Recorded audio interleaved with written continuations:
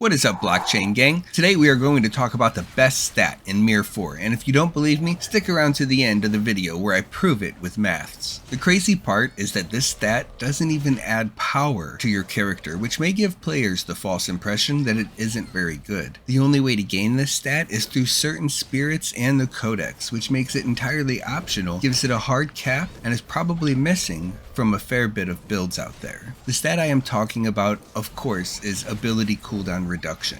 Another way of thinking about this stat would be additional true damage. So if my character has 10% extra ability cooldown reduction, I would be putting out approximately 10% extra damage and killing enemies 10% faster, which also means more experience and drops. We can get into fractions and decimals using the argument that ability cooldown doesn't affect your basic attack damage, but ability damage is the vast majority of the total damage that you do in a fight. And with higher cooldown reduction, the gap grows even further. This is because you are only using basic attacks because you are waiting for your abilities to become available or you are out of mana. As long as you have enough mana to sustain your ability usage, you should almost always have an ability ready to be used, leaving little time to weave in auto attacks. Now you may say that it's much easier to get 10% all damage, or PvP damage, or skill damage, and you would be right. Let's take skill damage for example. If you were to add 10% skill damage, the amount of damage you do would go up, but not by 10%. This is because it is lumped together with a ton of other damage modifiers, then reduced by the target's damage reduction modifiers, and then reduced again by their defenses. Not only are they mathed up really good before the final damage numbers are spit out, it is not 10% on top of your existing damage. Your damage is actually a very small number before it is modified by all of these stats, and that is the number you are gaining a 10% bonus on, not the final damage output. So if your ability did 5,000 raw damage, you might have 500% modifiers and demodifiers, bringing your output to 25,000.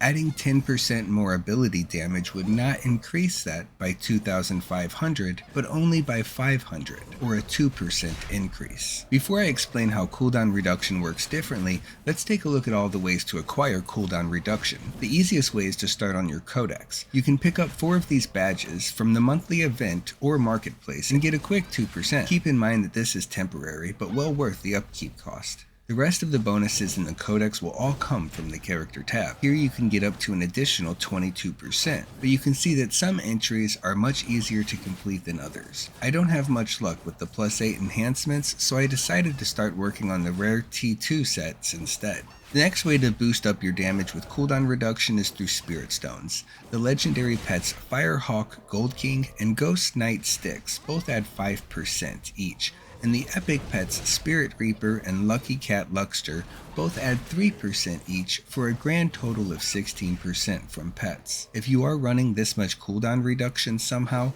it would be a good idea to include a 5th pet to help with your increased mana consumption, so you won't have to include it in your regular build.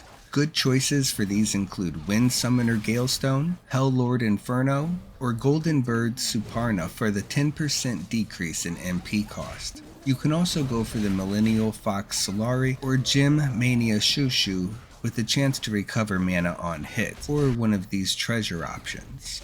This currently sets the hard cap at 40% cooldown reduction, but we will use a more obtainable number of 20% for our damage calculations. Let's say that the final output of an ability you use is 10,000 damage. For now, it doesn't matter what that number is, but as your damage scales, this gets even better due to more frequent bashes. But let's just stick with the basics. Of course, skills vary due to crit, bash, accuracy, etc., but just pretend you used it 1,000,000 times and the average was 10,000 damage across all activations. If the skill is on a 15-second cooldown, you can use it 4 times per minute for 40,000 damage, or 666 damage per second. With the 20% cooldown reduction, you can use this ability every 12 seconds, or allow you 5 casts per minute doing 50,000 damage and 833 damage per second, which is a 25% increase. Of course, this does have its limits because you can't use two abilities at the same time, and it takes a few seconds to activate them and finish their animations as opposed to activating them instantly. It is also heavily countered by abilities from the Lancer and Darkest that increase enemy skill cooldowns, but before investing in extra cooldown reduction, these fights were impossible instead of only cancelling the debuff out. This is why I estimate the 1.25% DPS increase for every 1% cooldown reduction is closer to 1% in practice, since you also have to account for dodging and CC when you can't cast abilities even when they're available. That is all I have for you today. Let me know what you think in the comments. Don't forget to like and subscribe so we can do this again sometime. We made horse. It's in the game.